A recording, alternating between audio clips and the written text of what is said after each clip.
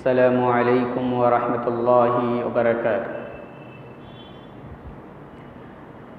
ان الحمد للہ نحمده ونستعینه ونستغفره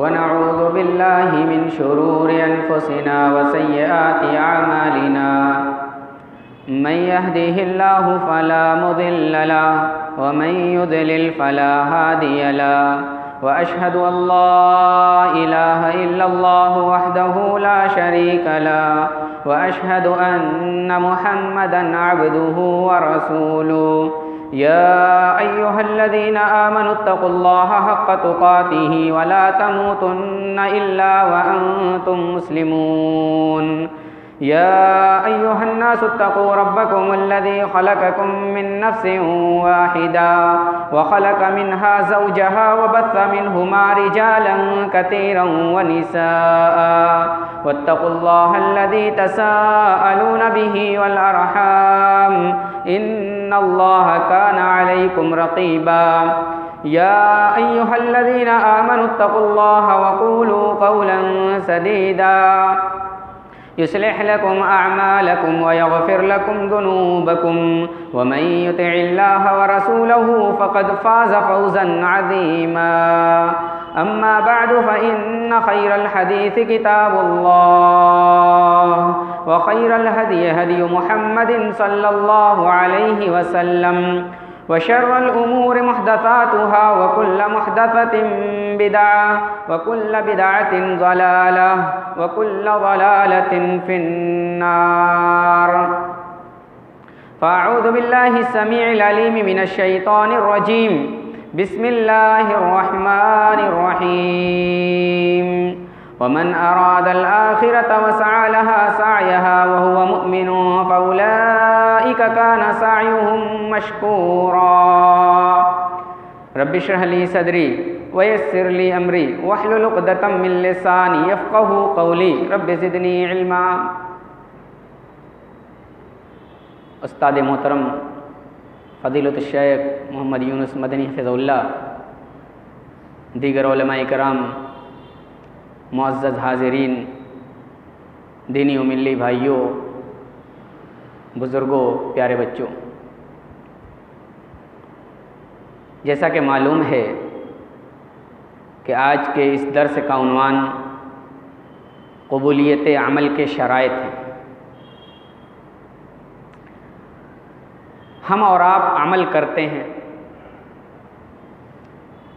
اللہ رب العالمین کو راضی کرنے کے لیے، اللہ کو خوش کرنے کے لیے، لیکن ہمیں یہ معلوم نہیں ہوتا کہ آیا یہ عمل اللہ کے ہاں قبول ہوا یا نہیں۔ اللہ رب العالمین نے جو شرط متعین کی ہے اس شرط کے مطابق ہمارے عمل اترے یا نہیں اترے، اس تعلق سے ہم سوچتے رہتے ہیں، غور کرتے رہتے ہیں اور اندازہ لگاتے رہتے ہیں۔ تو آج ہم اور آپ قبولیت عمل کے شرائط کے تعلق سے چند باتیں سنیں گے۔ قبل اس کے کہ میں قبولیت عمل کے شرائط کو بیان کروں، میں اپنے اسلاف کے عمل کے تعلق سے چند باتیں بیان کر دوں کہ وہ جب نیک عمل کرتے تھے تو نیک عمل کرنے کے بعد ان کا طرز عمل کیا ہوتا تھا۔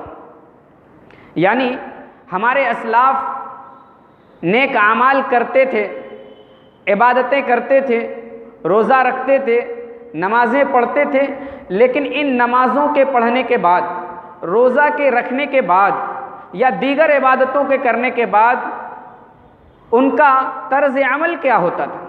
کیا وہ خوش ہو جاتے تھے کہ اللہ کی ہم نے عبادت کر لی، نماز پڑھ لی، روزہ رکھ لیا، زکوٰۃ دے دی، تہجد کی نماز پڑھ لی اور دیگر عبادتیں کر لی؟ اس بات پر خوش ہو جاتے تھے کہ اللہ رب العالمین کیا ہماری عبادت قبول ہو گئی؟ اس بات پر خوش نہیں ہوتے تھے، بلکہ وہ اللہ رب العالمین سے اس کی قبولیت کی دعا کرتے تھے۔ ابھی ہم اور آپ سیدنا ابراہیم علیہ الصلاۃ والتسلیم کی سنت قربانی کی شکل میں اللہ کے سامنے پیش کر کے اللہ کے حضور اپنی قربانی پیش کر کے اللہ کے مقرب بندے بننا چاہتے ہیں، لیکن یہ ابراہیم علیہ السلام جن کی سنت پر ہم نے عمل کیا، ان کا عمل کیا تھا؟ وہ نیک عمل کر رہے ہیں، تو نیک عمل کرنے کے ساتھ ساتھ وہ زبان سے کہہ کیا رہے ہیں؟ اللہ تبارک و تعالیٰ نے اس کو قرآن مقدس کے اندر بیان فرمایا، پہلے پارے کے اندر کعبہ مشرفہ بنا رہے ہیں، دنیا کی سب سے پہلی عبادت گاہ، عبادت خانہ جس کا ہم اور آپ طواف کرتے ہیں، یہ بنا رہے ہیں، لیکن زبان پر کیا ہے؟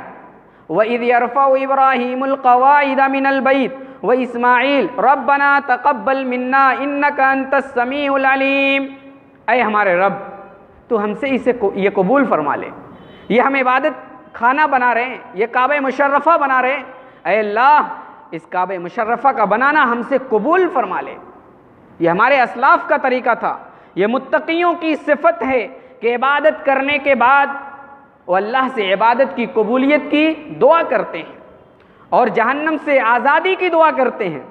قرآن مقدس کے اندر اللہ رب العالمین سورہ فرقان کے اندر ارشاد فرماتا ہے، اللہ فرماتا ہے متقیوں کی صفت بیان کرتے ہوئے، ربنا اصرف عنا عذاب جہنم ان عذابها کان غراما انها ساءت مستقرا ومقاما۔ متقیوں کی صفت یہ ہوتی ہے کہ وہ عبادت بھی ایک طرف کر رہے ہیں، نماز بھی پڑھ رہے ہیں، راتوں کو جاگ بھی رہے ہیں، بستر پہ ان کے پہلو لگتے نہیں، راتوں کی نیند حرام، کس لیے؟ اللہ کی عبادت کے لیے، اللہ کو راضی کرنے کے لیے، اللہ کو خوش کرنے کے لیے، لیکن اس کے بعد ان کے زبان پر کیا ہوتا ہے؟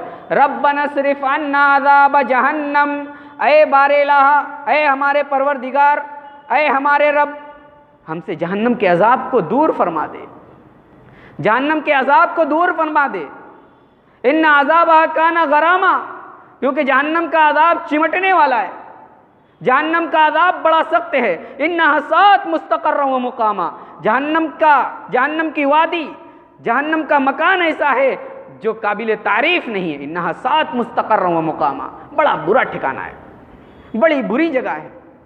اس جہنم سے ہمارے اسلاف پناہ مانگتے تھے، اس لیے ہم جو بھی عبادتیں کریں، عبادت کرنے کے بعد اس کی قبولیت کی دعا کریں۔ آئیے ہم دیکھیں کہ قبولیت عمل کے شرائط کیا ہیں۔ ہم اور آپ ساڑی کا بزنس کرتے ہیں، ساڑی کا کاروبار کرتے ہیں، گدی سے جو نقشہ ملتا ہے اگر اس نقشے کے مطابق ساڑی تیار نہیں ہوئی تو کیا گدی دار اس ساڑی کو لے گا؟ اس کے شرط کے مطابق وہ ساڑی آپ نے تیار نہیں کی، اس لیے گدی دار آپ کی ساڑی لے گا نہیں۔ ایسے ہی آپ قیامت کے دن نماز، روزہ، دیگر عبادتوں کے ساتھ دیگر عبادتوں کی شکل میں یہ مال لے کر کے اللہ رب العالمین کے دربار میں حاضری دیں گے۔ اگر یہ مال آپ کا کھرا نکلا، یہ مال آپ کا سونا نکلا، یہ مال آپ کا صحیح نکلا تو آپ کی کامیابی اور کامرانی پکی۔ اگر اس مال کے اندر کھوٹا پن ہے، اس مال کے اندر کھوٹ ہے، اس مال کے اندر کمی ہے، اس عبادت کے اندر وہ شرط پوری نہیں کی گئی جو شرط اللہ رب العالمین نے متعین کی ہے، تو پھر ہماری کامیابی ممکن نہیں۔ قرآن مقدس کے اندر ہم دیکھتے ہیں اللہ تبارک و تعالیٰ ارشاد فرماتا ہے ہماری تخلیق کا مقصد بیان کرتے ہوئے، اللہ فرماتا ہے تبارک الذی بیدہ الملک وہو علی کل شیء قدیر الذی خلق الموت والحیاۃ لیبلوکم ایکم احسن عملا۔ اللہ نے زندگی اور موت کو اس لیے پیدا کیا ہے تاکہ تم کو آزمائے کہ تم میں سے عمل کون اچھا کرتا ہے، کون عمل کے اعتبار سے اچھا ہے۔ عمل اچھا کب ہوگا؟ جب عمل پیارے نبی جناب محمد الرسول اللہ صلی اللہ علیہ وسلم کی سنت کے مطابق ہوگا اور وہ عمل اللہ رب العالمین کے لیے ہوگا، تب وہ عمل کے اندر خوبی آئے گی، تب وہ عمل کے اندر اچھائی آئے گی۔ ورنہ آپ ظاہری طور پر کتنا بھی اچھا عمل کرتے رہیں، ظاہری طور پر آپ عمل اچھا کرتے رہیں، لیکن پیارے نبی جناب محمد الرسول اللہ صلی اللہ علیہ وسلم کی سنت کے مطابق نہیں ہے اور اللہ رب العالمین کے لیے نہیں ہے تو عمل اچھا نہیں بن سکتا، اس عمل کے اندر خوبی نہیں آ سکتی، اس عمل کے اندر بہتری نہیں آ سکتی، وہ عمل بیکار، ردی کے باؤ، کوڑے کے باؤ اور ڈسٹ بین میں جانے کے لائق ہوگا۔ اللہ تبارک و تعالیٰ سورہ اسراء آیت نمبر 19 کے اندر ارشاد فرماتا ہے ومن اراد الآخرۃ وسعى لها سعيها وهو مؤمن فاولئك كان سعيهم مشکورا، جو شخص آخرت کا ارادہ کرتا ہے، وسعى لها سعيها، اور اس کے لیے ویسی ہی کوشش کرتا ہے، وهو مؤمن، اور وہ ایماندار بھی ہو، مومن بھی ہو، فاولئک کان سعیہم مشکورا، تو انہی کی کوشش کی قدر کی جائے گی اللہ رب العالمین کے ہاں، انہی کی کوشش کی قدر کی جائے گی، انہی کی کوشش اللہ رب العالمین کے ہاں مقبول ہے۔ اس آیت کریمہ میں اللہ رب العالمین نے قبولیت عمل کے 3 شرائط کو ذکر کیا ہے۔ ومن اراد الآخرہ، جو شخص آخرت کا ارادہ کرتا ہے، آخرت کا ارادہ کرتا ہے، دنیا کا ارادہ نہیں ہے، مقصد نیک ہے، مقصد اچھا ہے، آخرت چاہتا ہے۔ آخرت کیسے چاہی جائے گی؟ جب آخرت آدمی چاہے گا تو دل کے اندر اخلاص پیدا ہوگا، دل کے اندر خلوص پیدا ہوگا، دل کے اندر للہیت پیدا ہوگی۔ وسعى لها سعيها، اور اس کے لیے ویسی ہی کوشش کرتا ہے جیسی کوشش کرنی چاہیے۔ کیسی کوشش کرنی چاہیے؟ ویسی کوشش جیسی پیارے نبی جناب محمد الرسول اللہ صلی اللہ علیہ وسلم نے بیان فرمائی، جیسی کوشش سیرت نبویہ کے پڑھنے سے ہمارے سامنے آتی ہے، جیسی کوشش اللہ کے نبی صلی اللہ علیہ وسلم کے صحابہ نے کی تھی، ویسی کوشش ہم کریں۔ وہو مومن، اور مومن بھی ہو۔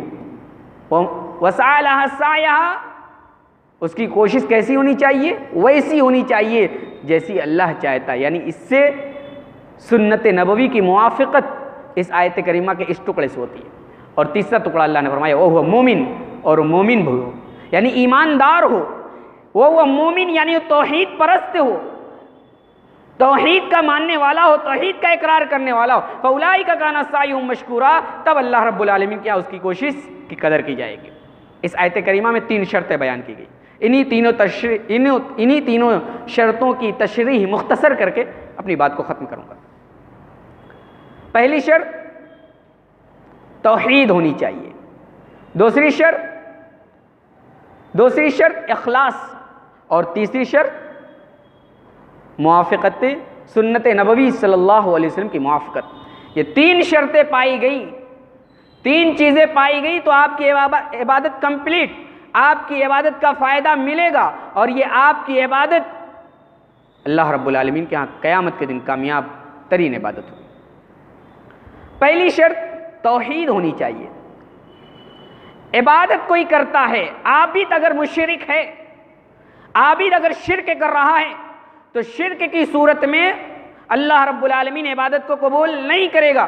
اسی لیے اللہ رب العالمین نے انبیاء کرام علیہ الصلاۃ والتسلیم کو جب دنیا کے اندر بھیجا تو سب سے پہلے انبیاء کرام کو یہی تنبیہ کی، اے میرے نبی، اے ہمارے پیغمبر، اے ہمارے میسنجر، آپ دنیا کے اندر جا رہے ہو نا، اپنی قوم کے اندر جا رہے ہو، سب سے پہلے کہنا لا الہ الا اللہ، اللہ کے علاوہ کوئی معبود نہیں، اللہ کے علاوہ کوئی عبادت کے لائق نہیں، اللہ کے علاوہ کوئی ایسی ذات ہی نہیں جس کے سامنے یہ پیشانی جھکے، کیونکہ پیشانی کو اللہ نے جسم کے سب سے اوپری حصے میں بنایا ہے، اسی لیے کہ سب سے اعلیٰ جسم کا سب سے اعلیٰ حصہ پیشانی ہے، اور سب سے اعلیٰ جگہوں میں اور سب سے اعلیٰ ذات کے سامنے جھکنی چاہیے۔ یہی مقصد ہے اللہ رب العالمین کا، ہماری پیشانی اللہ کے ہاں جھکے، اللہ رب العالمین کی ذات، اللہ رب العالمین کی دربار میں، اللہ رب العالمین کے گھر میں اللہ ہماری پیشانی جھکے، کسی اور کے گھر میں نہیں جھکنا چاہیے۔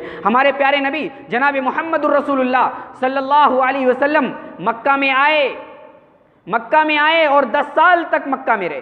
کتنے سال تھے؟ 1 سال نہیں، 2 سال نہیں، 3 سال نہیں، مکمل 10 سال کی زندگی، 13 سال کی زندگی، 10 کی 13 سال کی زندگی مکہ میں گزاری نا۔ 13 سال کی زندگی اللہ کے نبی جناب محمد الرسول اللہ صلی اللہ علیہ وسلم نے مکہ میں گزاری، لیکن مکہ میں آپ غور کریں تو یہ نماز فرض ہوئی تھی کیا؟ زکوٰۃ فرض ہوئی تھی کیا؟ حج فرض ہوا تھا کیا؟ نماز بھی فرض نہیں ہوئی تھی۔ نماز تو مکہ کے اخیر دور میں فرض ہوئی، معراج کے موقع پر، اس کے جلد ہی بعد اللہ کے نبی جناب محمد الرسول اللہ صلی اللہ علیہ وسلم کو ہجرت کی اجازت دے دی گئی۔ زکوٰۃ بھی مکہ میں نہیں فرض ہوئی، حج بھی مکہ میں فرض نہیں ہوا۔ کیوں؟ اس لیے کہ اللہ کے نبی صلی اللہ علیہ وسلم کے سامنے اس پہلا مقصد یہ تھا کہ لوگوں کی توحید درست ہو جائے، لوگوں کا عقیدہ درست ہو جائے، لوگ ایک اللہ کو ماننے والے ہو جائیں، لوگ ایک اللہ کو پوجنے والے ہو جائیں، لوگوں کی پیشانی ایک اللہ کے سامنے جھکے۔ اللہ تبارک و تعالیٰ قرآن مقدس کے اندر ارشاد فرماتا ہے وَلَقَدْ بَعَثْنَا، ہم نے بھیجا رسولوں کو، وَلَقَدْ بَعَثْنَا فِي كُلِّ أُمَّةٍ رَسُولًا أَنِ اعْبُدُوا اللَّهَ وَاجْتَنِبُوا الطَّاغُوتَ، ہم نے رسولوں کو بھیجا، ہم نے رسولوں کو اس لیے بھیجا تاکہ وہ اللہ کی عبادت کریں، اَنِ اعْبُدُوا اللَّهَ، اللہ کی عبادت کریں، اللہ کے سامنے اپنی پیشانی کو جھکائیں، اللہ کے سامنے جبین نیاز کو خم کریں، وَاجْتَنِبُوا الطَّاغُوتَ، اور طاغوت سے بچیں، شیطانوں کی پوجا کرنے، شیطانوں کی عبادت کرنے، اللہ کو چھوڑ کر کے غیر اللہ کی عبادت کرنے سے اپنے آپ کو بچائیں، کیونکہ غیر اللہ کی عبادت کرنا شیطان کی عبادت کرنا ہے، غیر اللہ کی عبادت کرنا شیطان کی عبادت کرنا ہے۔ اسی لیے انبیاء کرام علیہم الصلاۃ والتسلیم اور ہمارے پیارے نبی جناب محمد رسول اللہ صلی اللہ علیہ وسلم مکہ کے پورے دور میں، مکہ کے 13 سال کی زندگی میں توحید کو سمجھاتے رہے، کیونکہ توحید اگر صحیح ہے تو عمل بھی صحیح ہے۔ اسی لیے عمل پہلے نہیں کہا گیا، پہلے عمل کی اجازت نہیں دی گئی، پہلے توحید صحیح کرنے کی اجازت دی گئی۔ توحید صحیح کرو، بعد میں عمل کرو گے، کیونکہ توحید صحیح نہیں ہے، عمل کرو گے تو عمل صحیح نہیں ہوگا، عمل ہباء منثورا ہو جائے گا۔ اور یاد رکھیں، میں نے جو یہ بات کہی کہ غیر اللہ کی عبادت کرنا شیطان کی عبادت کرنا ہے، اس کی دلیل بھی میں دیتا ہوں۔ سورہ مریم اٹھائیے، اللہ تبارک و تعالیٰ نے حضرت ابراہیم علیہ السلام کا اپنے باپ کو تبلیغ کرنے کا جو طریقہ ہے وہ سکھاتے ہوئے حضرت ابراہیم علیہ السلام نے اپنے باپ سے کیا کہا تھا؟ یا ابت لا تعبد الشیطان ان الشیطان کان للرحمن عصیا، اے ابو جان، اے میرے ابو جان، آپ شیطان کی عبادت نہ کریں، کیونکہ شیطان تو رحمان کا نافرمان ہو چکا ہے، شیطان رحمان کا نافرمان ہو چکا ہے۔ کیا آزر شیطان کی عبادت کرتے تھے؟ شیطان کے سامنے اپنے پیشانی کو جھکاتے تھے، شیطان سے حاجت روائی کرتے تھے، مشکل کشائی کرتے تھے؟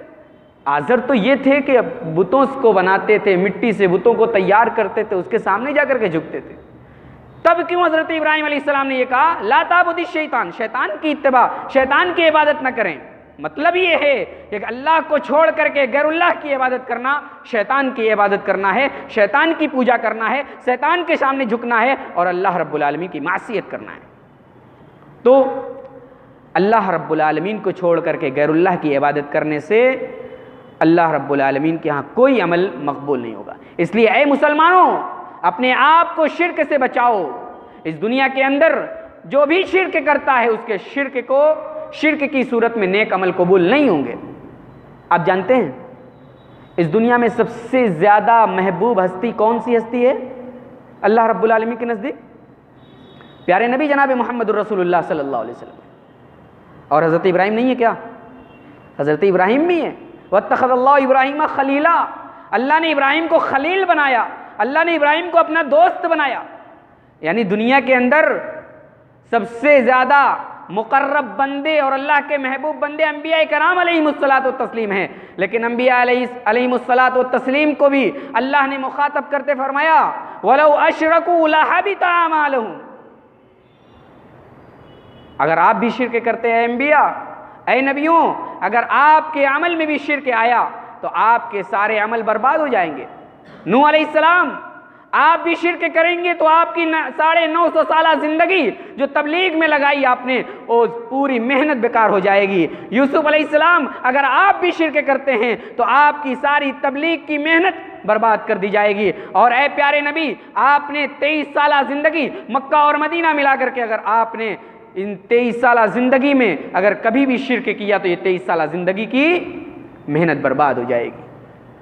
اور خاص طور سے اللہ کے نبی کو بھی مخاطب کرتے ہوئے کہا گیا ہے لَإِنْ أَشْرَكْتَ لَيَحْبَطَنَّ عَمَلُكَ، اے ہمارے نبی، اگر آپ شرک کرتے ہیں تو آپ کے سارے عمل برباد ہو جائیں گے۔ سوچیے اور غور کیجئے، وہ انبیاء جنہوں نے اللہ کے واسطے، اللہ کے دین کے واسطے محنتیں کی، اللہ کے دین کے واسطے اپنی جان و مال کو قربان کیا، اللہ کے دین کے واسطے انہوں نے دن کو دن نہیں سمجھا، رات کو رات نہیں سمجھا، نیند کو نیند نہیں سمجھا، ساری محنتیں اللہ کے دین کو پھیلانے کے لیے لگائی۔ لیکن اللہ کہتا ہے اے نبی، اگر آپ شرک کرتے ہیں تو یہ شرک آپ کے سارے عمل پر بھاری پڑ جائے گا اور سارے عمل کو برباد کر دے گا۔ لیکن افسوس، صد افسوس، آج ہم مسلمان نماز بھی پڑھتے ہیں، روزہ بھی رکھتے ہیں، صدقہ و خیرات بھی کرتے ہیں، دیگر نیک اعمال بھی کرتے ہیں اس نیت سے کہ اللہ قبول کرے گا۔ ایک طرف تو یہ نیک اعمال، دوسری طرف شرک ہے، دوسری طرف اللہ کی نافرمانی ہے، دوسری طرف اللہ کو چھوڑ کر کے غیر اللہ سے حاجت روائی ہے۔ ایسے لوگوں کے نیک اعمال لا الہ الا اللہ پڑھنے کی صورت میں بھی مقبول نہیں ہیں۔ میرے بھائیوں، آج ہم مسلمانوں میں کتنے ایسے لوگ ہیں جو مزاروں کے پاس جا کر کے، جو غیر اللہ کے پاس جا کر کے اپنی جبین نیاز کھم کرتے ہیں۔ میں بتلانا چاہوں گا، میں ان لوگوں سے بھی کہنا چاہوں گا کہ ان لوگوں کو چاہیے کہ اپنے اسلاف کی کتابیں پڑھیں، اپنے اسلاف کی تحریروں کا مطالعہ کریں۔ ان کے اسلاف نے بھی ان قبروں پر پوجا کرنا، قبروں کی عبادت کرنا، قبروں کے سامنے سجدہ کرنا، چاہے سجدہ تعظیمی ہو چاہے سجدہ عبادت ہو، سارے کو حرام قرار دیا ہے۔ امام احمد رضا خان بریلوی یہ اپنی کتاب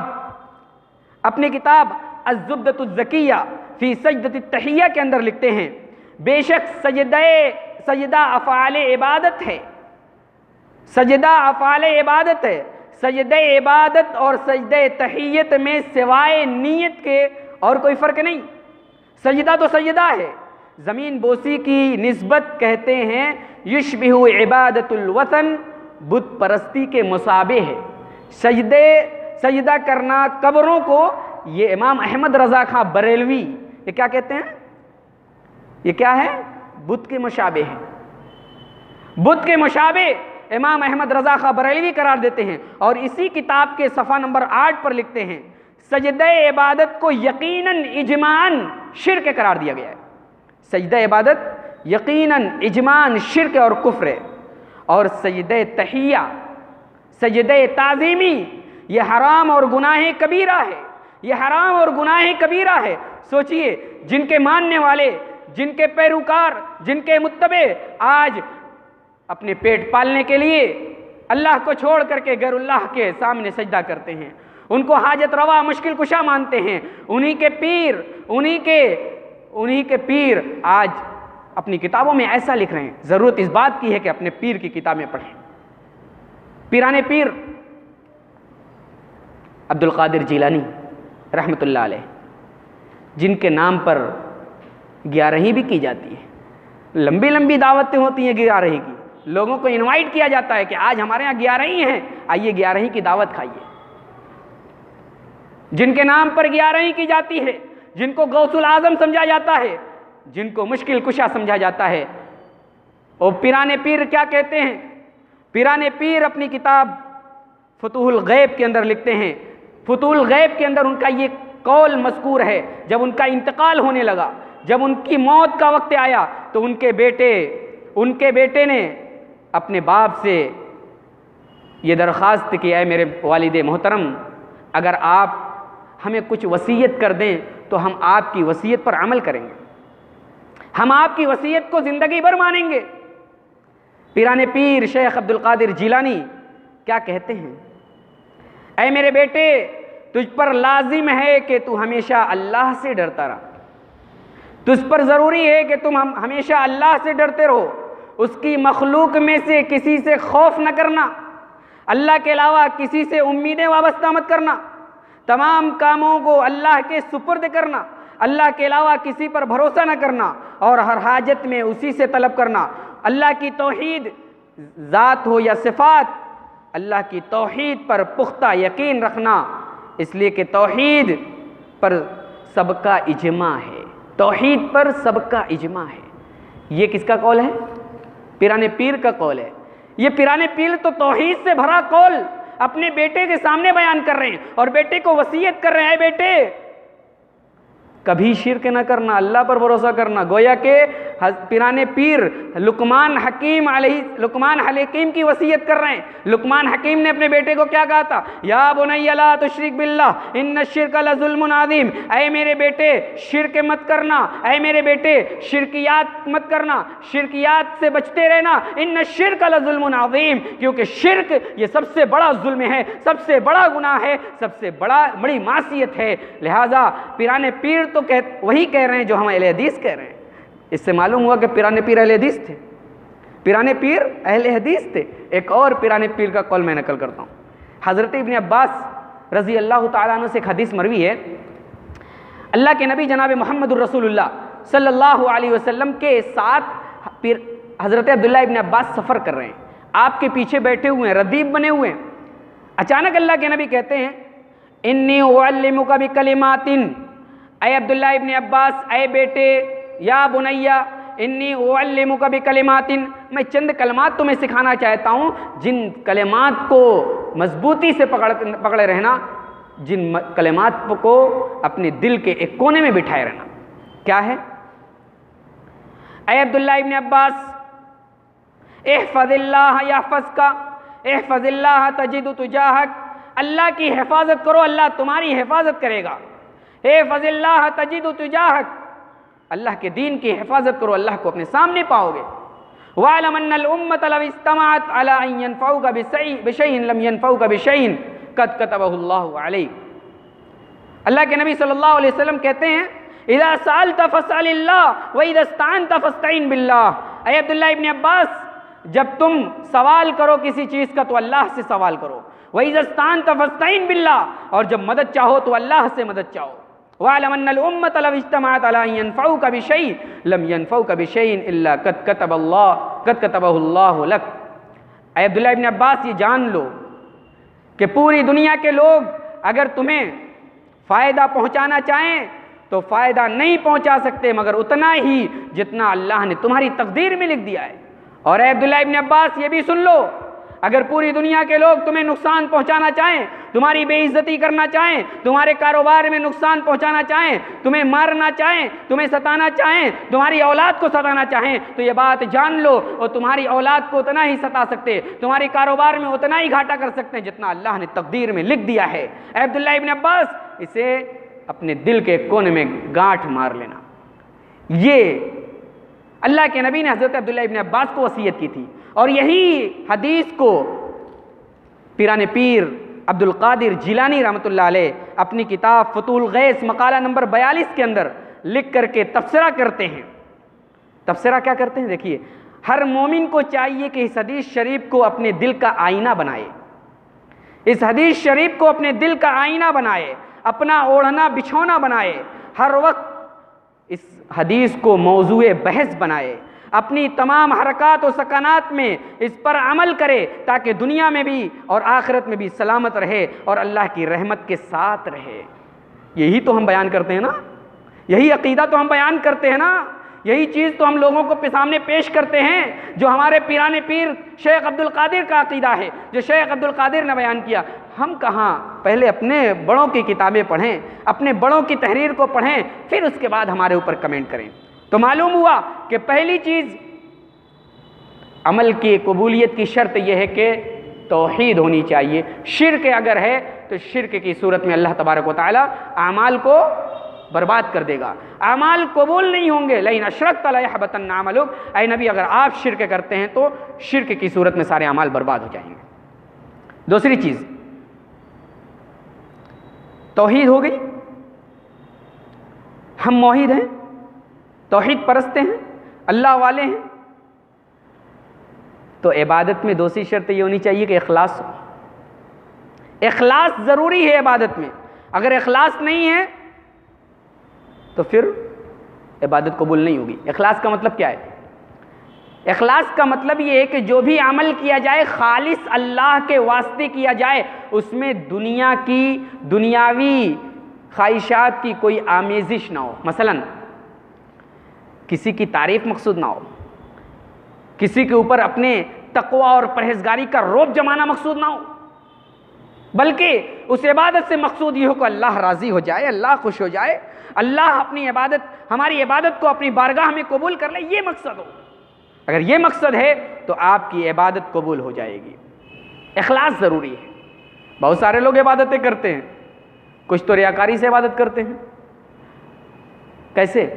گھر کے اندر ہوں گے ریاکاری، جس کی دیکھنا ہو تو اس کا اندازہ اس طرح سے لگایا جا سکتا ہے۔ اگر وہ گھر میں عبادت کر رہے ہیں، الگ سے عبادت کرے تو کوے کی ٹھور کی طرح، چوچ کی طرح مار کر کے اپنی عبادت پوری کر لیں گے، لیکن جب مسجد میں آئیں گے لوگوں کے سامنے عبادت کریں گے تو لمبی لمبی صورتیں پڑھیں گے، لمبا لمبا قیام کریں گے، آدھے آدھے گھنٹے کا قیام کریں گے تاکہ معلوم چل جائے کہ پڑھا بڑا متقی ہے۔ ارے مسجد میں سب سے اخیر میں نکلتا ہے، اتنی لمبی نمازیں پڑھتا ہے، اتنی لمبے سجدے کرتا ہے، اللہ کا بڑا مقرب بنتا ہے۔ لیکن اگر وہ گھر کے اندر بھی باہر بھی دونوں جگہ یکساں ہیں تو سمجھ لیجیے وہ اللہ کا متقی بندہ ہے، اور عبادت کرتا ہے تو اخلاص سے کرتا ہے۔ عبادت کے اندر اخلاص ہونا چاہیے۔ اللہ فرماتا ہے وَمَا أُمِرُوا إِلَّا لِيَعْبُدُوا اللَّهَ مُخْلِصِينَ لَهُ الدِّينَ، وَمَا أُمِرُوا إِلَّا لِيَعْبُدُوا اللَّهَ، لوگوں کو حکم دیا گیا ہے کہ وہ اللہ کی عبادت کو خالص کر کے کریں، اللہ کی عبادت کو خالص اللہ رب العالمین کے لیے کریں، دل کے اندر ریاکاری کا شائبہ نہ ہو۔ اگر آپ عبادت کو خلوص سے کرتے ہیں، عبادت اللہ کے لیے کرتے ہیں، تو یہ بات یاد رکھیے، عبادت اگر اخلاص سے آپ نے کی ہے تو دنیا کے اندر بھی اس کا ثمرہ ملے گا اور آخرت میں ملے گا ہی۔ دلیل کیا ہے؟ پیارے نبی جناب محمد رسول اللہ صلی اللہ علیہ وسلم ارشاد فرماتے ہیں کہ 3 آدمی کسی سفر پر نکلے، 3 آدمی سفر پر گئے، سفر پر جا رہے تھے، راستے میں بارش ہونے لگی، دھواں دھار بارش ہونے لگی، ایسی بارش ہونے لگی کہ بارش میں چلنے لائق نہیں۔ وہیں ایک غار تھا، غار میں تینوں لوگ چھپ گئے، چھپتے ہی اوپر سے پتھر آیا اور گر گیا۔ اب 3 لوگ تھے بیچارے، ہٹا نہیں پا رہے تھے، اس چٹان کو ہٹانے کی طاقت نہیں تھی، کیا کریں؟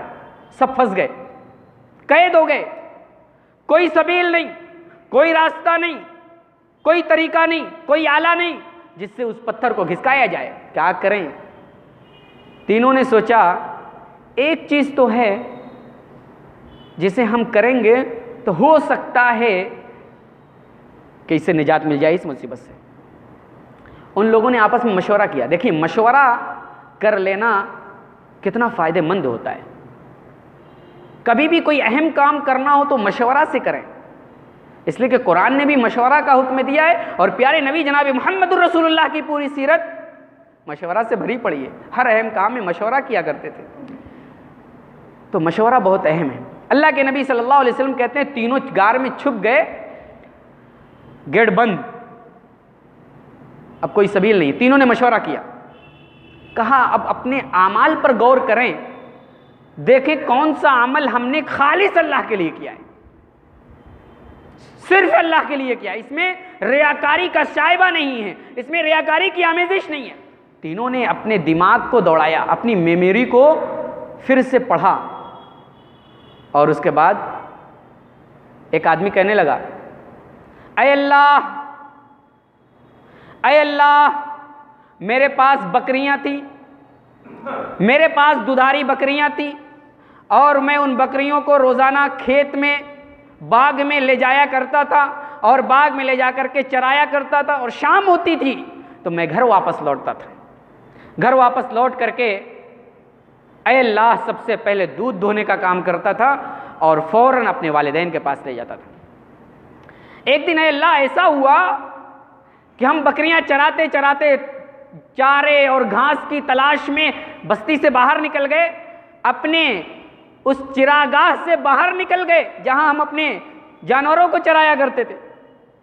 اے اللہ لیٹ ہو گیا، اے اللہ تھوڑی سی تاخیر ہو گئی آنے میں۔ گھر جب آیا تو دیکھا میرے والدین سو چکے تھے، میرے والدین سو چکے تھے، بھوکے سو گئے تھے۔ میں گھر آ کر کے سب سے پہلی فرصت میں بکریوں کا دودھ دھوا اور اس کے بعد اپنے والدین کے پاس لے گیا، والدین کے پاس لے گیا، دیکھا سو گئے۔ میں نے اپنے والدین کو اٹھانا اور جگانا مناسب نہیں سمجھا، والدین کو جگانا مناسب نہیں سمجھا، اور میرے بچے، میری بیویاں بھوک سے تڑپ رہی تھی، میرے بچے بھوک سے بلک رہے تھے، لیکن میں نے اپنے والدین کو سوتا ہوا دیکھا تو والدین کے سامنے سرانے دودھ لے کر کے کھڑا رہا۔ میرے بچے، میرے اہل و عیال بھوکے رہ گئے، لیکن میں نے جب تک اپنے والدین کو دودھ نہ پلا لیا تب تک میں نے اپنے بال بچوں کو دودھ نہ پلایا۔ اے اللہ صبح ہوئی میرے والدین فجر کی نماز کے لیے اٹھے تو میں نے اپنے والدین کو دودھ پیش کیا، اے اللہ اگر یہ کام ہم نے تیری رضا کے لیے کیا ہے، تیری خوشنودی کے لیے کیا ہے، تیرے واسطے کیا ہے، تیرے مقرب بندے بننے کے لیے کیا ہے، تو اے اللہ میری اس پریشانی کو، میری اس مصیبت کو اے اللہ دور فرما دے، اے اللہ میری اس مصیبت کو دور فرما دے۔ اللہ تبارک و تعالی نے اس کی اس دعا کو سنا، اللہ تبارک و تعالی نے ان کی اس دعا کو قبول کیا، اور دعا کو قبول ہوئی فوراً اس کا اثر محسوس ہوا کہ تھوڑا سا پتھر گھسک گیا، اور پتھر گھسک گیا، آسمان نظر آنے لگا۔ دوسرے نے دعا کی، اے اللہ میری ایک چچا زاد بہن تھی جس سے میں بہت پیار کرتا تھا، جس سے میں بہت ہی محبت کرتا تھا، دنیا کی ساری چیزوں سے زیادہ میں اپنی چچا زاد بہن سے محبت کرتا تھا۔ ایک دن میں اس سے بدکاری کرنا چاہا، لیکن وہ اس پر راضی نہیں ہوئی، اس پر ایگری نہیں ہوئی کہ میں بدکاری کروں، میں برائی کروں، لیکن حالات آ کر کے مارے۔ وہ بیچاری میری چچا زاد بہن غریبی کا شکار ہو گئی، اس کے پاس مال نہیں، اس کے پاس روپیہ نہیں، اس کے پاس پیسہ نہیں کہ پیٹ چلائے۔ ایک دن وہ میرے پاس آئی، کہا میرے بھائی کچھ مدد کر دو، کچھ مدد لینے کے لیے آئی، تو میں نے کہا میں تمہاری مدد کرتا ہوں، اور 100 دینار اس نے دیا اس شرط پہ کہ تم اپنے جسم کو ہبہ کرو۔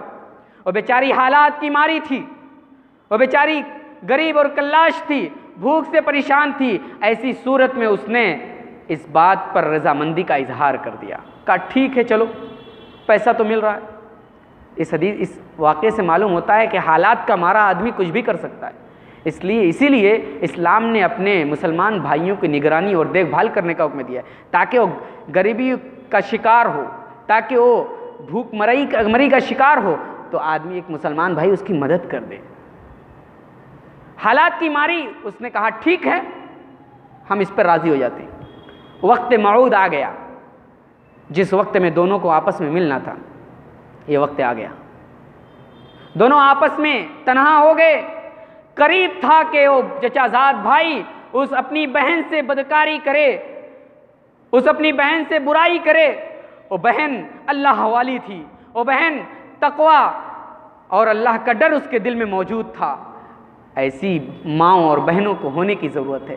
وہ بہن جو بالکل برائی کے عین موقع پر پہنچ گئی ہے، چچا زاد بھائی بھی موجود ہے جو برائی کرنے کے لیے تیار ہے، عین موقع پر کہتی ہے اے بندے خدا تو مہر کو بغیر کسی جائز طریقے سے نہ کھول، اے بندے خدا اس برائی کو کرنے سے باز آ جا، میں اللہ سے ڈرتی ہوں، میں اللہ سے خوف کھاتی ہوں۔ اے اللہ اس میری چچا زاد بہن نے جب یہ جملہ کہا کہ تم حلال طریقے سے حرام طریقے سے کسی کی مہر کو نہ کھولو، جب یہ جملہ اس نے کہا تو میرا دل پسیج گیا، میرے دل کے اندر تیرا خوف آ گیا۔ اے اللہ تیرے خوف کی وجہ سے، تیرے ڈر کی وجہ سے میں نے اس برائی کو ترک کیا ہے۔ اے اللہ اگر میں نے تیرے لیے کیا ہے تو اس مصیبت سے نجات دے دے۔ یہ دعا کرنی تھی کہ پتھر تھوڑا اور کھسک گیا، لیکن ابھی نکلنے کی جگہ نہیں۔ ایک اور جس کے ہاں مزدوری کرنے والے مزدور رہتے تھے، سارے مزدوروں کی مزدوری اس نے دے دی، لیکن ایک مزدور تھا جو مزدوری لیے بغیر چلا گیا، مزدوری لیے بغیر چلا گیا۔ اس کی مزدوری سے وہ آدمی مالک بہت سارے بھیڑ بکریاں اکٹھا کیا اور اسے پالا، اس کی تعداد میں اضافہ ہوا۔ کچھ دنوں کے بعد وہ مزدور آتا ہے اور کہتا ہے بندہ خدا میرے اوپر ظلم نہ کر، میرا حق دے، میری مزدوری دے، میری مزدوری کہاں گئی؟ اور مالک کہتا ہے دیکھو یہ سب بھیڑ بکریاں ہیں، یہ سارے تمہارے ہی ہیں، لے کر کے چلے جاؤ۔ کہتا ہے کہ مذاق کیوں کرتے ہو بھائی میرے ساتھ، جو میرا حق ہے مجھے دے دو۔ اس نے سارا واقعہ بیان کیا، کہا یہ تمہارا پیسہ تھا، جس پیسے سے میں نے یہ سارے مال خریدے تھے، یہ تمہارے ہی ہے، تمہارے ہیں، تم لے جا سکتے ہو۔ وہ چرواہا، وہ ملازم وہ سارے بھیڑ اور بکریوں کو لے کر کے چلا گیا۔ اے اللہ میں نے اگر یہ کام تیری رضا کے لیے کیا ہے، تیری خوشنودی کے لیے کیا ہے، تو اے اللہ میرے اس مصیبت کو دور کر دے۔ یہ دعا کرنی تھی کہ اللہ تبارک و تعالیٰ نے اس مصیبت کو دور کر دیا۔ پتھر اتنا ہٹ گیا کہ تینوں لوگ خوشی کے ساتھ اپنے گھر واپس ہو گئے۔ معلوم ہوا کہ اخلاص اگر دل کے اندر ہے تو بڑی مشکلات بھی حل ہو سکتی ہیں۔ یہ دنیا کے اندر فائدہ ہے، دنیا کے اندر مصیبتیں حل ہوئی، آخرت میں جو اس کا اجر اللہ رب العالمین کے یہاں موجود ہے تو موجود ہی ہے۔ اچھا، اس اخلاص کو 3 ایسی چیزیں ہیں جو برباد کر دیتی ہیں۔ اخلاص کو برباد کرنے کے لیے 3 چیزیں کافی ہیں۔ پہلی چیز ریاکاری، دکھاوا۔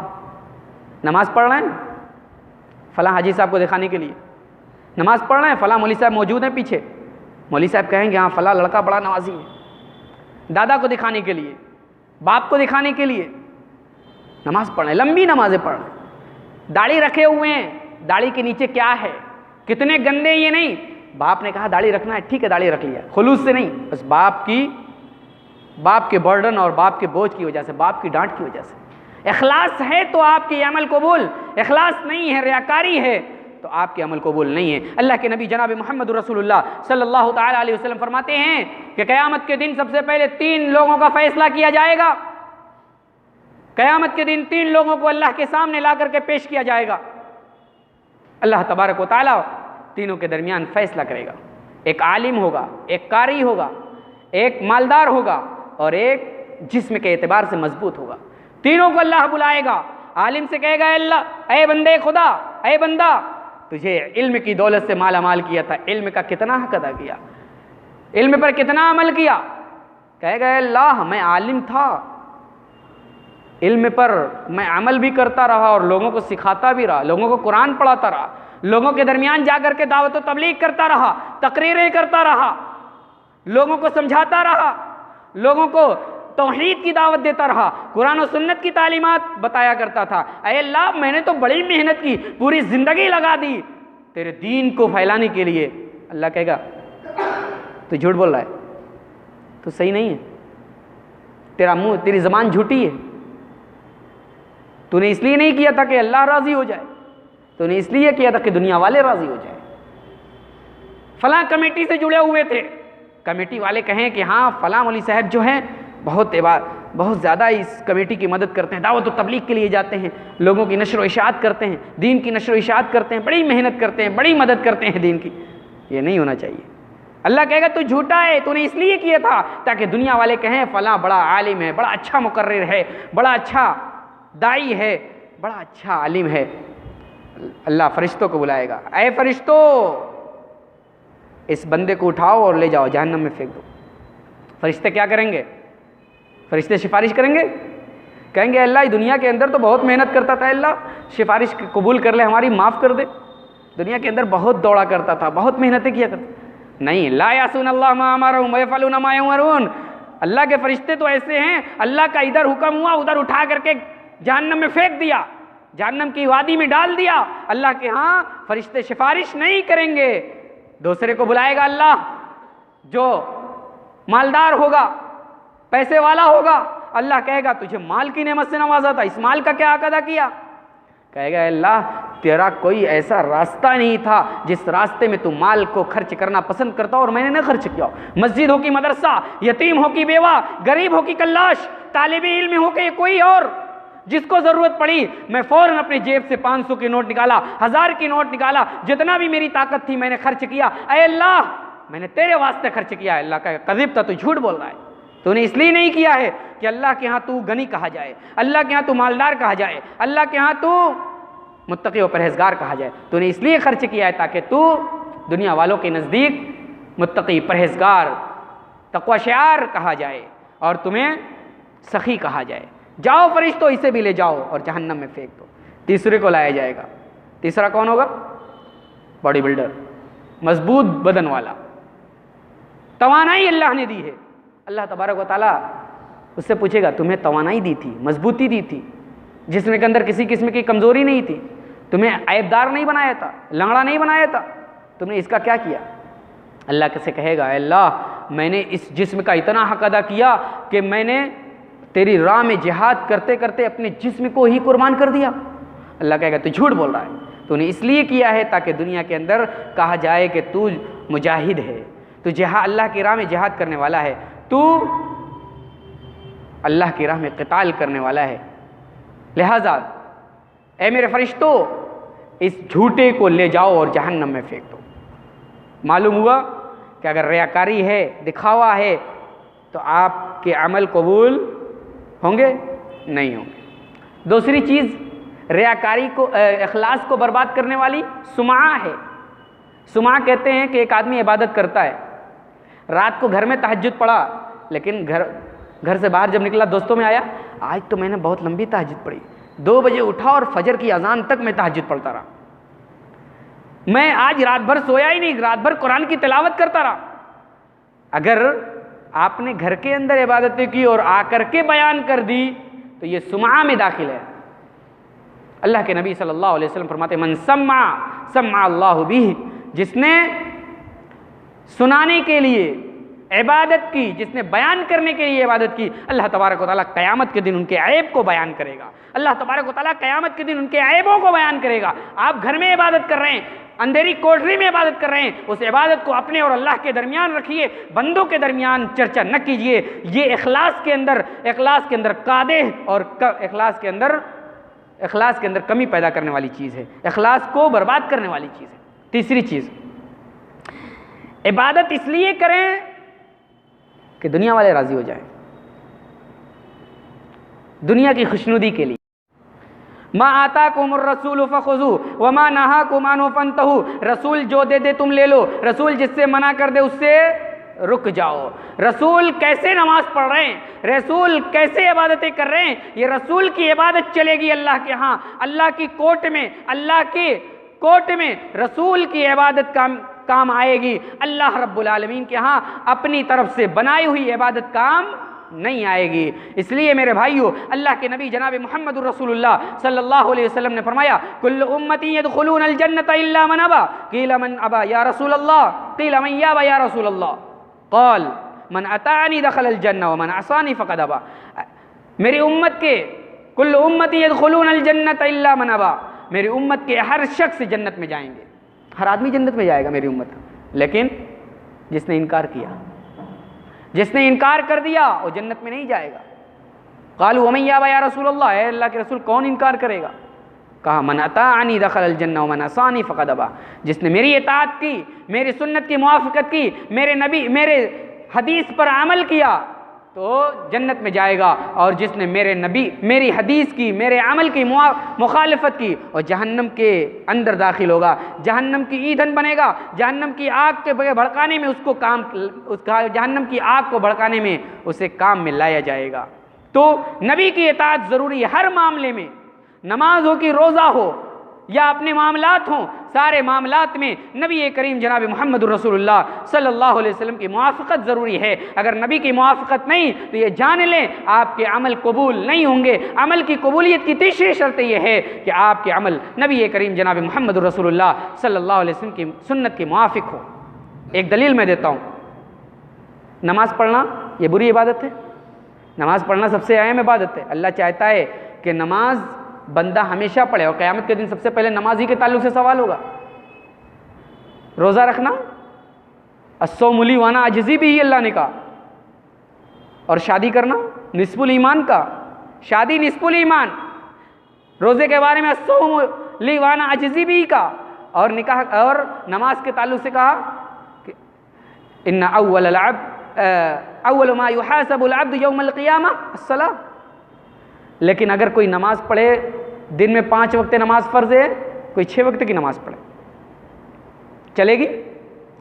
رمضان کا روزہ 1 مہینہ فرض ہے، لیکن کوئی یہ کہے کہ 1 مہینہ روزہ رکھا ہے، عید والے دن بھی روزہ رکھ لیں، چلے گا؟ عشرہ ذی الحجہ میں 9 دن تک روزہ رکھنا سنت ہے، اگر کوئی کہے 9 دن تک رکھا ہے، چلو 10ویں تاریخ کو بھی روزہ رکھ لیں، 11ویں کو بھی روزہ رکھ لیں، 12ویں کو بھی روزہ رکھ لیں، اور 13ویں کو بھی روزہ رکھ لیں، چلے گا؟ نہیں چلے گا نا۔ کیوں؟ روزہ رکھنا عبادت نہیں ہے کیا؟ نماز پڑھنا عبادت نہیں ہے کیا؟ عبادت ہی تو ہے، تب پھر کیوں نہیں چلے گا؟ سکہ وہی چلے گا جس سکے کو اللہ کے نبی نے مارکیٹ میں چلایا ہے، وہی سکہ چلے گا جو سکہ صحابہ اکرام کے درمیان چلتا تھا، جو سکہ نبی نے مارکیٹ میں چلایا ہے وہی سکہ چلے گا۔ ہم اور آپ کے سکے کا کوئی ویلیو نہیں ہوگا۔ اگر ہم اپنے سکے کو چلانا چاہیں چلا سکتے ہیں، لیکن اللہ کی بارگاہ میں وہ سکہ ردی ہوگا، نقلی ہوگا، رانگے کا ہوگا، کوئی فائدہ نہیں دے گا۔ اللہ کے نبی صلی اللہ علیہ وسلم کے پاس 3 صحابہ اکرام آتے ہیں اور کہتے ہیں اللہ کے نبی صلی اللہ علیہ وسلم کی بیویوں کے پاس 3 صحابہ اکرام آتے ہیں، پوچھتے ہیں اللہ کے نبی کی عبادت کیسی ہوا کرتی تھی؟ آپ کی بیویوں نے کہا ایسی ہوا کرتی تھی، ساری عبادت کی شکلیں بتا دی۔ ان لوگوں نے کہا اللہ کے نبی ما تقدم من ذنبک وما تاخر، پہلے اور بعد کے سب گناہ معاف ہیں، اتنی عبادت کرتے تقالوہا۔ ان لوگوں نے اللہ کے نبی کی عبادت کو کم سمجھا، اللہ کے نبی اتنی عبادت کرتے ہیں جبکہ پہلے اور بعد کے سب گناہ معاف ہیں۔ تو تینوں نے مشورہ کر کے کہا، ان میں سے ایک کہتا ہے کہ میں تو رات بھر عبادت کروں گا، نماز پڑھوں گا، کبھی سوؤں گا نہیں۔ دوسرا کہتا ہے میں شادی نہیں کروں گا، میں کنوارا ہی رہوں گا تاکہ بال بچے کے جھنجٹ میں پڑ کر کے اللہ کی عبادت میں کمی نہ جائے۔ تیسرا کہتا ہے میں دن بھر روزہ رہوں گا، میں پورے سال روزہ رہوں گا، کبھی بے روزے نہیں رہوں گا۔ روزہ رکھنا بڑی اچھی عبادت ہے، نماز پڑھنا بڑی اچھی عبادت ہے، شادی کو ترک کر کے اللہ کی عبادت کرنا بڑا اچھا جذبہ اور سوچ ہے۔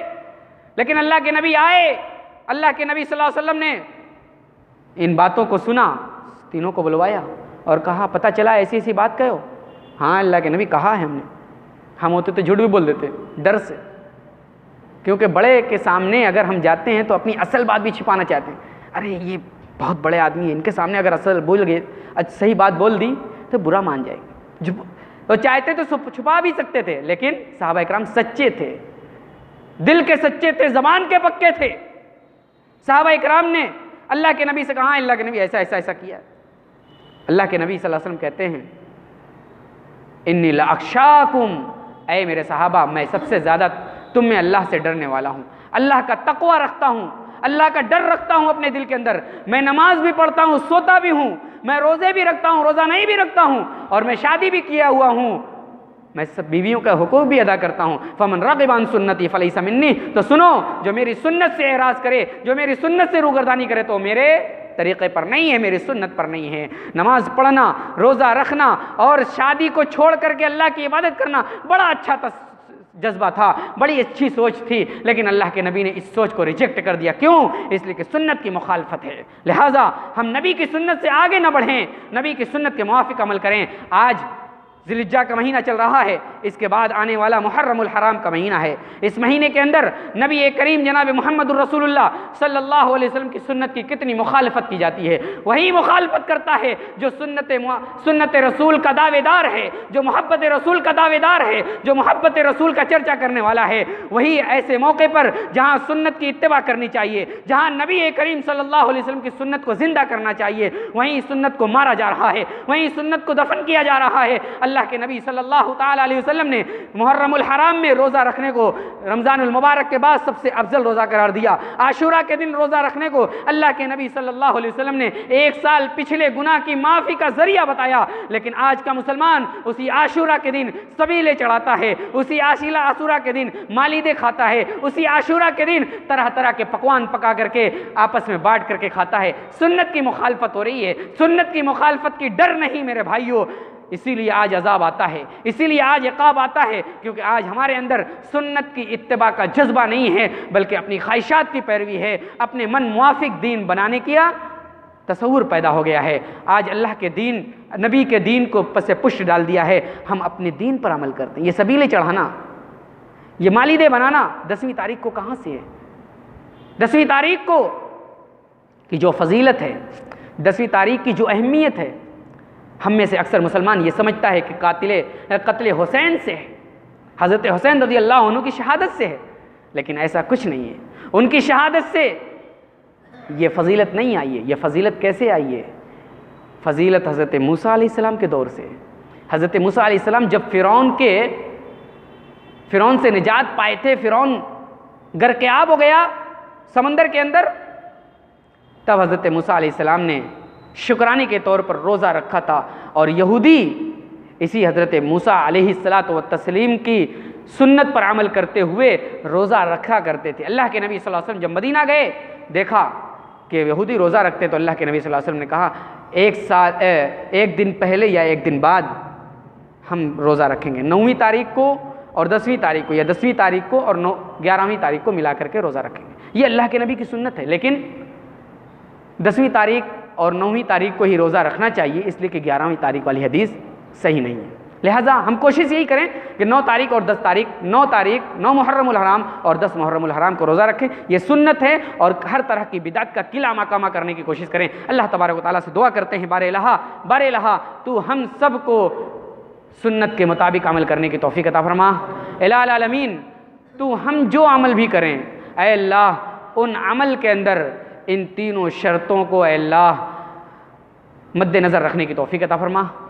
یہ اللہ 3 شرطیں ہم نے بیان کی ہیں، ان 3 شرطوں کو اپنے اندر بھی ہمیں جاگزی کرنے کی توفیق عطا فرما۔ اے اللہ ہم نے اب تک جو عبادتیں کی ہیں یا آگے جو عبادتیں کریں گے، اے اللہ تو اپنے رحم و کرم سے ہم سب کی ان ٹوٹی پھوٹی عبادتوں کو قبول فرما لے۔ اے اللہ آج ہم میں سے جو مسلمان پریشان حال ہے، ان کی پریشانی کو تو دور فرما دے۔ اے اللہ کیرل کے اندر مسلمان تباہ ہو رہے ہیں، مسلمان برباد ہو رہے ہیں، اے اللہ ان کیرل کے اندر ان مسلمانوں کی، کیرل والوں کی تو مدد فرما دے۔ اے اللہ ان کے اوپر جو آزمائش ہے، ان کے اوپر جو پریشانیاں ہیں، ان کے اوپر جو مصیبتیں ہیں، اے اللہ ان مصیبتوں میں تو ان کا حامی ہو جا۔ اے اللہ ان مصیبتوں میں تو ان کا ناصر ہو جا۔ اے اللہ ان مصیبتوں سے تو انہیں نجات عطا فرما دے۔ اے اللہ جب تک زندہ رکھ، کلمہ توحید پر زندہ رکھ، جب خاتمہ ہو تو لا الہ الا اللہ زبان پر ہو۔ اقول قولی ھذا واستغفر اللہ لی ولکم ولسائر المسلمین۔ السلام علیکم ورحمۃ اللہ وبرکاتہ۔